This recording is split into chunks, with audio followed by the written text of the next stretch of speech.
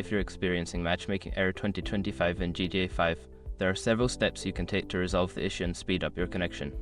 Follow these steps to improve your gaming experience. Step 1. Check server status. Visit the official Rockstar Games website or social media channels to check if there are any ongoing server issues. If the servers are down, you may need to wait until they are back online. Step 2. Restart your game.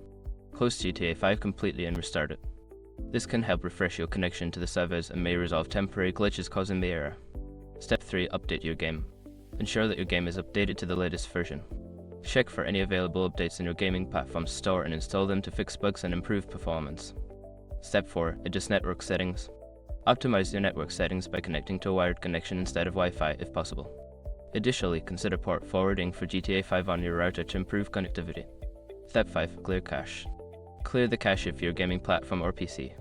For consoles, this usually involves turning off the console and plugging it for a few minutes, and then restarting. For PC, you can clear the cache through the game launcher settings. By following these steps, you should be able to resolve Matchmaking Error 2025 and enhance your online gaming experience in GTA 5. Happy gaming!